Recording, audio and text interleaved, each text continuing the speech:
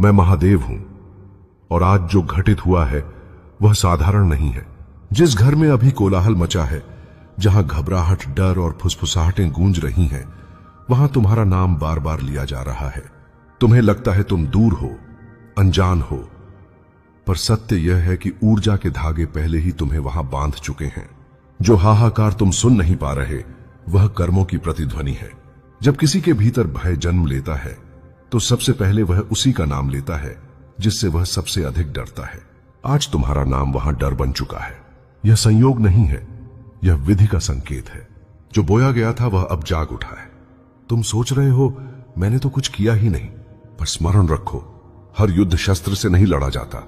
कभी कभी तुम्हारा मौन, तुम्हारी स्थिरता और तुम्हारी सच्चाई ही सामने वाले के भीतर आग लगा देती है। आज वही आग उस घर में धधक रही है। वहां चर्चा तुम्हारी इसलिए नहीं है कि तुम कमजोर हो, बल्कि इसलिए है क्योंकि तुम टूटे नहीं। जब कोई तुम्हें गिराने की योजना बनाता है और तुम बिना लड़े भी खड़े रह जाते हो, तो उसका अहंकार चूर चूर होने लगता है। आज वही टूटन शोर बन गई है। तुम्हें सावधान रहने की नहीं, स्थिर रहने की आवश्यकता है। जो घबराता है वही गलत कदम उठाता है, और जो गलत कदम उठाता है वह स्वयं अपने लिए गड्ढा गहरा कर लेता है। मैं देख रहा हूं वहां जल्दबाजी हो रही है।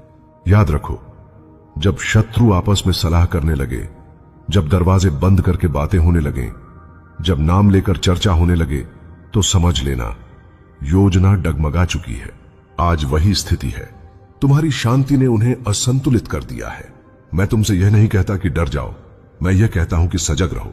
जैसे हिमालय स्थिर रहता है और तूफान स्वयं थक कर लौट जाते हैं, वैसे ही तुम अपनी जगह अडिग रहो। जो टूटने वाला है वह बाहर नहीं, भीतर से टूटता है। तुम्हें अभी बहुत कुछ दिखाई नहीं देगा, कुछ बातें पर्दे के पीछे चलती हैं, पर मैं तुम्हें संकेत दे रहा हूं ताकि जब सत्य सामने आए तो तुम विचलित ना हो। जिस दिन सब प्रकट होगा उसी दिन शोर शांत हो जाएगा। आज रात उस घर में नींद नहीं होगी, क्योंकि जब मन अपराध बोध से भर जाता है तो आंखें बंद होने से इनकार कर देती हैं। तुम चैन से सो पाओगे क्योंकि तुम्हारे हाथ स्वच्छ हैं। यही सबसे बड़ा कवच है। तुम्हारा कार्य अभी समाप्त नहीं हुआ है, पर जो तुम्हारे विरुद्ध था उसकी दिशा बदल चुकी है। याद रखो, मैं न्याय में देर करता हूं, पर अन्याय को कभी छोड़ता नहीं। जो हाहाकार तुम नहीं सुन पा रहे, मैं सुन रहा हूं। मैं महादेव हूं, और अब जो मैं तुम्हें बताने जा रहा हूं उसे हल्के में मत लेना। जिस घर में आज हाहाकार मचा है, वहां बात केवल शब्दों तक सीमित नहीं रही। वहां डर ने अब निर्णय लेना शुरू कर दिया है, और डर से लिया गया हर निर्णय विनाश की ओर